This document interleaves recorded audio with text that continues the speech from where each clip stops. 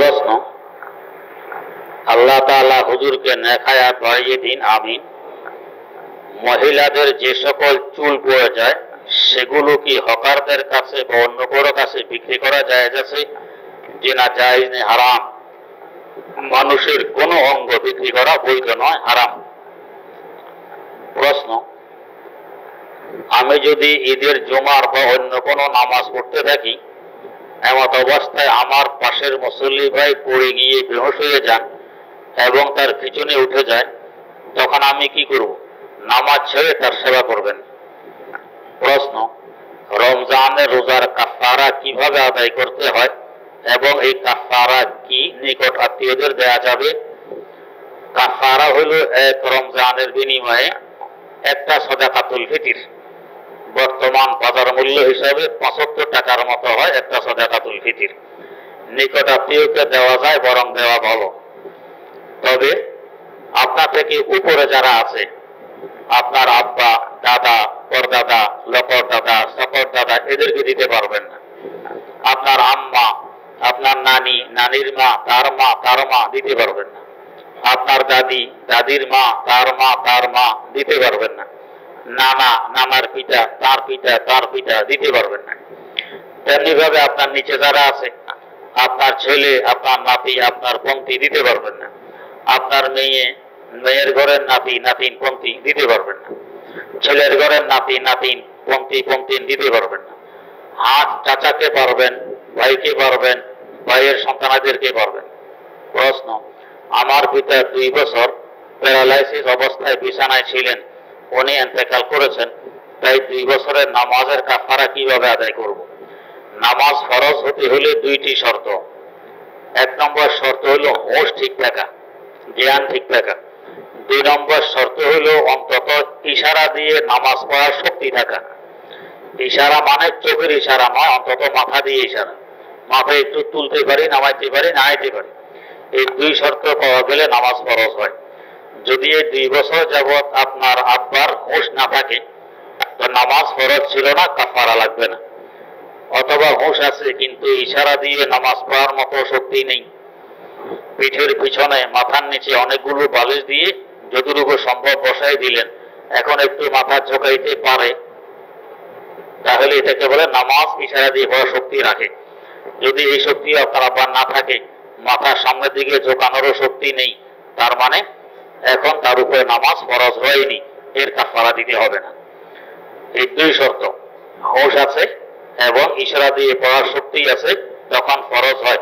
2 শর্ত যদি অনুপস্থিত থাকে, নামাজ ফরজ হয় না। 2 শর্তে যে কোনো এক শর্ত যদি অনুপস্থিত থাকে, নামাজ ফরজ হয় না, কাফারা দিতে হবে না। প্রশ্ন, গ্রামে চলার পথে অনেক সময় মানুষের হক নষ্ট করেছি, অনেকভাবে মানুষের সম্পদ নষ্ট করেছি, কিন্তু বেশি পরিমাণে না, সামান্য সম্পদ নষ্ট করেছি, যা সবাই শুনলে মাফ করে দিবে, কিন্তু ভালো করে মনে নেই কার কার সম্পদ নষ্ট করেছি। এখন জানার বিষয়, গ্রামের ওয়াজ মাহফিলে সবাই উপস্থিত থাকে, ওইখানে যদি সবার সামনে স্টেজে দাঁড়িয়ে মাইক দিয়ে সবার কাছে ক্ষমা চাই, সবাই যদি বলে তোমাকে ক্ষমা করে দিলাম, তাহলেই কথাটাই হবে। যাদের সম্পদ নষ্ট করেছেন ওরা যদি মাহফিলে থাকে এবং ক্ষমা করে, তো ক্ষমা হবে। আর ওরা মাহফিলে নেই, অন্যরা ক্ষমা করে দিলাম বললে ক্ষমা হয় না। প্রশ্ন,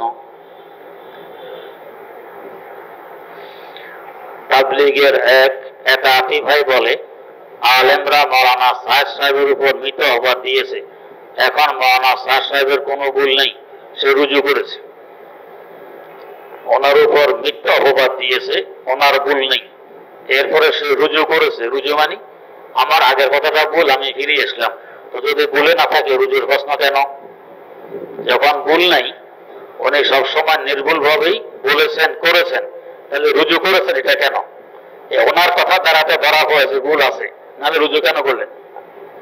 প্রশ্ন, 4 রাকাত নামাজ যদি ভুলে যাই, কয় রাকাত নামাজ পড়লাম, 1 না 2, মনকে চাপ দেওয়ার পরও মনে না পড়ার কারণে 1 রাকাত কম ধরে নামাজ পড়ার পর কি আবার শেষ পর্যন্ত সাহসিদা দিতে হবে?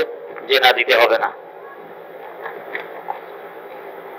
প্রশ্ন, মনকে চাপ দেওয়ার পরও কিছু মনে না পড়লে এক রাকাত কম ধরে নামাজ পড়ে যদি সত্যি 4 রাকাত নামাজ 5 রাকাত পড়া হয়ে যায়, তাহলে নামাজ শেষে কোনো ভাই যদি বলে যে তুমি 1 রাকাত নামাজ বেশি পড়েছো, তাহলে কি আবার নামাজ পড়তে হবে? হ্যাঁ, তার উপর যদি আপনার নির্ভরতা আসে তাহলে আবার পড়তে হবে। প্রশ্ন, যদি কেউ টাঙ্গাইল থেকে ঢাকা গিয়ে সেখানে শুধু রমজানের শেষ 12 দিন এতেকাফে বসতে চায়, ঢাকা তার নামাজ কসর হয়ে থাকে, তাহলে সেই জায়গায় এতেকাফ কি সম্পূর্ণ নামাজ পড়তে হবে? এতেকাফের সময় এখানে জমাত হয়, ইমাম তাকে মুকিম, ইমামের সাথে আপনাকে 4 রাকাতই পড়তে হবে, 2 রাকাত পড়লে হবে না। আর যদি কখনো একা পড়েন তো সফরের সীমা পর্যন্ত হলে 2 রাকাত পড়বেন। প্রশ্ন, আমাদের মসজিদে এতাতিরা তাবলীগের কাজ করে, তারা মানুষকে এতাতি বানাচ্ছে, সামর্থ্য থাকলে কি তাদের তাবলীগের কাজে বাধা দিতে পারবো? সহি কথা বোঝার জন্য বাধ্য করতে পারবেন। সাহাব সাহেবের আনুগত্যতা করা লাগবে, অন্য কোনটা মানি না, এটা বলতে দেওয়া যাবে না। প্রশ্ন, আমার এলাকার ভাইদের যদি কেউ লামাযহাব আহলে হাদিস মানতে চায়, তাহলে কি আমি তাদের এই বাতিল ফেরকার ব্যাপারে সতর্ক করতে পারবো? পারবেন। প্রশ্ন, যারা লামাযহাব আহলে হাদিসের বড় বড় আলেম, তাদের বাতিল কথার ব্যাপারে কি আমার এলাকা বেঁধে সতর্ক করতে পারবো? যদি আপনি আলেম হন পারবেন, আলেম না হলে আরো বেজালে করবেন। প্রশ্ন, তাবলীগের ভাইয়েরা যে একটা হাদিস বলে আল্লাহর রাস্তায় কিছু সময় দাঁড়িয়ে থাকা আপন ঘরে 70,000 বছর নামাজ পড়ার চেয়ে উত্তম, তিরমিজি। এখন হাদিসটিকে কি জিহাদের ময়দানের কথা বলা হয়েছে না তাবলীগে বের হওয়ার ফজিলতের কথা বলা হয়েছে? জিহাদের ময়দানের কথা বলা হয়েছে, তাবলীগের ফজিলতের কথা নয়। তাবলীগ হক জামাত ভালো কাজ করে, এর অনেক ফজিলত আছে, জিহাদের ফজিলত গুলো টেনে তাবলীগের সাথে লাগানো এটা বৈধ নয়।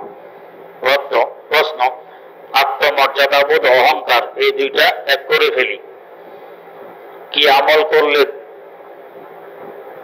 দুশ্চিন্তা থেকে মুক্তি পাওয়া যায়? আমি একটা পকেট কোরআন শরীফ কিনেছি, এই কোরআন শরীফ পাঞ্জাবির পকেটে নিয়ে বের হলে কোনো গুনাহ হবে কি? আত্মমর্যাদা শোধ এবং অহংকার এক করে ফেলেন, কিভাবে বুঝলেন? কোন হক্কানি বুজুর্গের সাথে তার পরামর্শ নিয়ে কিছুদিন চললে আপনার রুচি আপনাকে বলে দিবে এটা অহংকার, এটা আত্মমর্যাদা বোধ।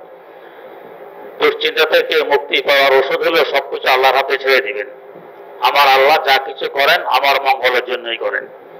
কোরআন শরীফ ছোট কোরআন শরীফ যেটা পড়া যায় না এমন কোরআন শরীফ নিয়ে ঘুরা, এমন কোরআন শরীফ ছাপানো বৈধ নয়। যেটা পড়া যায় এটা পকেটে নিয়ে চলতে পারবেন।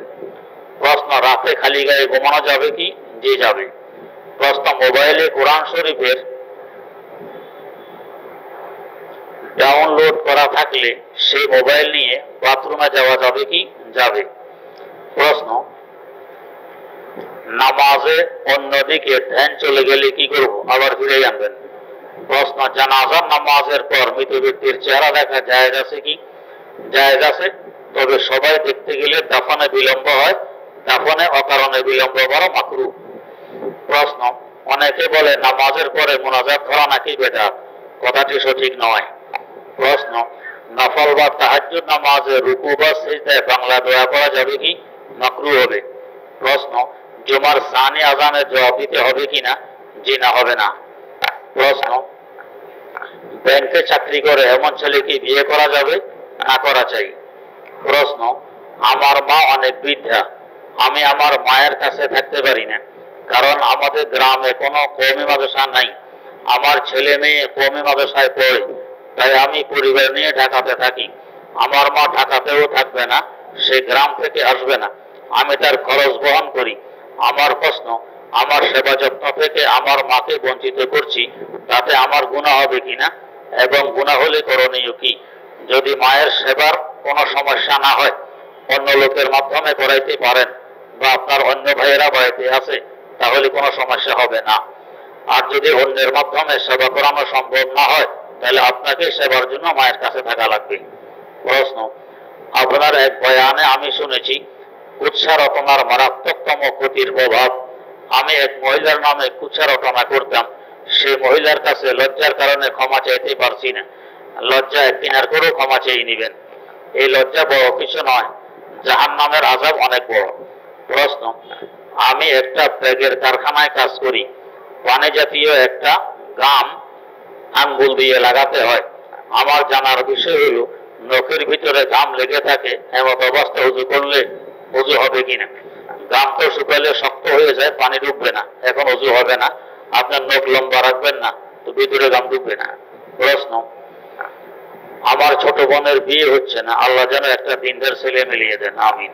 প্রশ্ন, নফল ও ফরজ রোজা রাখা অবস্থায় যদি হায়েজ হয় তাহলে রোজা পূর্ণ করতে হবে নাকি ভেঙে ফেলতে হবে? ভেঙে ফেলতে হবে। প্রশ্ন, জানাবত অবস্থায় কোরআনের কোন আয়াত পড়া যাবে? যে আয়াতগুলো দোয়ার আয়াত, রব্বানা আতিনা, রব্বানা যালামনা, এগুলো দোয়ার নিয়তে করতে পারবেন। যে আয়াতগুলো জিকিরের আয়াত, জিকিরের নিয়তে করতে পারবেন। যে আয়াতগুলো আল্লাহ পাকের প্রশংসা সম্বলিত, সূরা ফাতিহা, আয়াতুল কুরসি, প্রশংসা নিয়তে করতে পারবেন, তেলাওয়াতের নিয়তে পারবেন না। প্রশ্ন, আল্লাহ আপনার নেক হায়াতে বরকত দিন। আমার জানার বিষয় হলো আমাদের পাড়ার মসজিদে এক লোক আছে, সে মানুষকে নামাজ পড়ার পর বলে, তোমার ডান পায়ের বৃদ্ধা আঙ্গুল সেজদার সময় স্থান থেকে সরে গেছে, সেজদায় তোমার পা নড়াচড়া করেছে, তাই তোমার নামাজ হয়নি। কথাটি সঠিক নয়। প্রশ্ন, সেজদারত অবস্থায় জমিন থেকে উভয় পা উঠিয়ে ফেলা এবং জমিনে পা রাখার মশালাটা যদি একটু খুলে বলতেন উপকৃত হতাম। উভয় পায়ের আঙ্গুল সেজদা অবস্থায় জমিনে রাখা,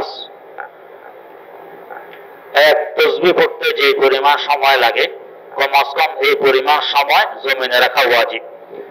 এক তসবিহ সুবহানা রাব্বিয়াল আলা, এটুকু একবার বলতে যে সময় লাগে এই সময় পরিমাণ উভয় পায়ের আঙ্গুলগুলো জমিনে রাখা, যে কোনো এক পায়ের এক আঙ্গুল হলেও জমিনে রাখা ওয়াজিব।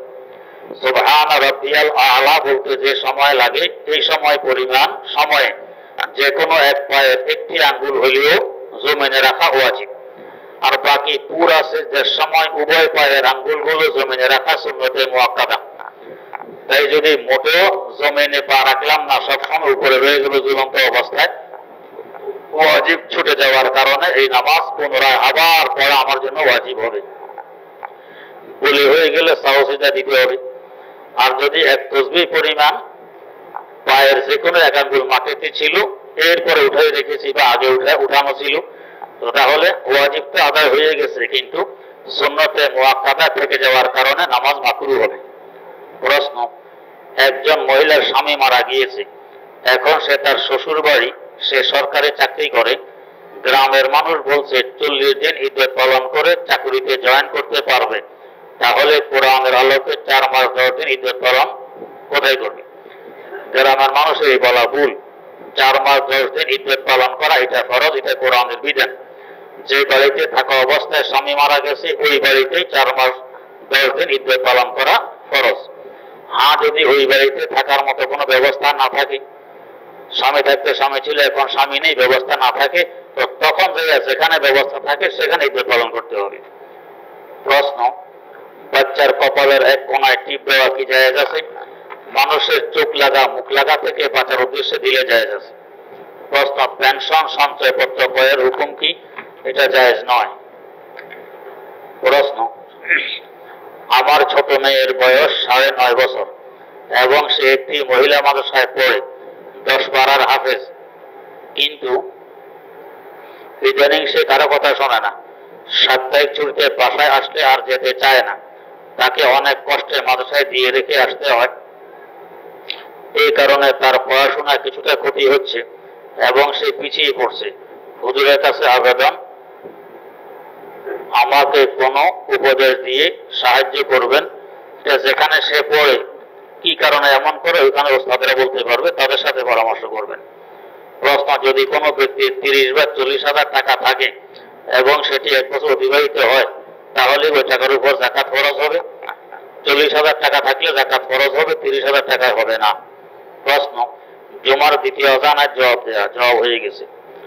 প্রশ্ন,